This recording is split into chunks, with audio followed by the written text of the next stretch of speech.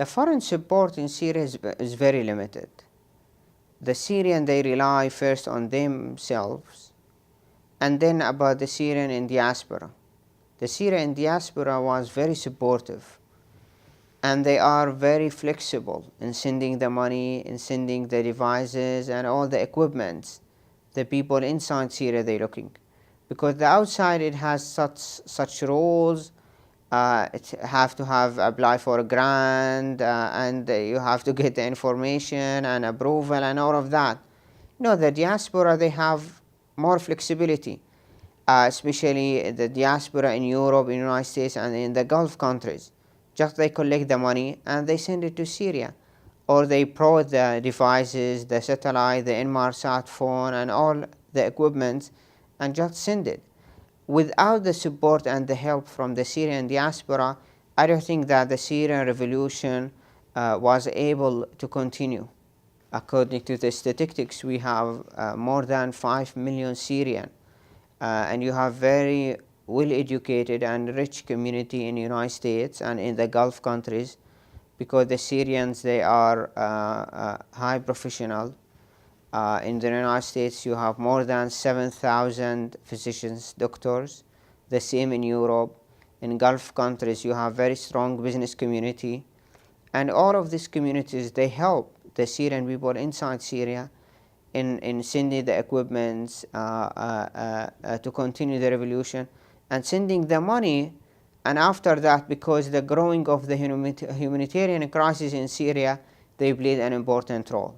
When the original Arabic broadcast al-Jazeera started in 1996, which opened a little bit the space for the criticism against the leaders, this is something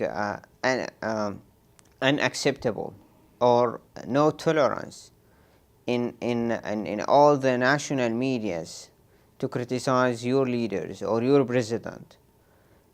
Or the institutions of the security forces, mukhabarat, the army, and all of that. It was a very interesting, let's say, adventure when Al Jazeera tried that.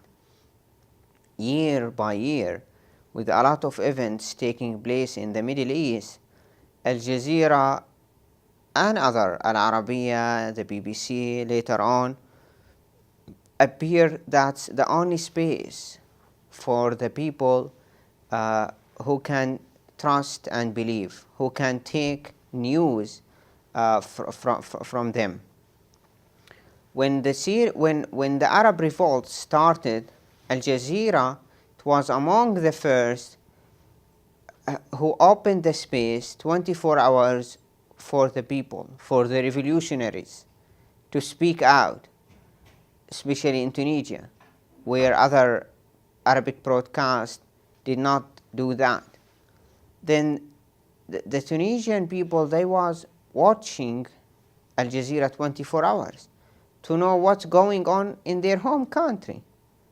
And that's happened for others in Egypt, later on in Libya and in Syria. The Arab broadcasting, the regional Arab broadcasting, played an important role for the people to get the information and to get inspired about what's happening in other countries, inspired to repeat again in their home countries, and became also the main source of the information of all the Syrians or all the Arabs, because they trust this broadcast. A lot of question and criticism, of course, for any media, for any outlet, in the way how doing that, but still it's a far away have credibility than the state media, where the state media is just propaganda, just repeating the lies day by day, and no one believe in it. This is why became Al Jazeera the main source of information.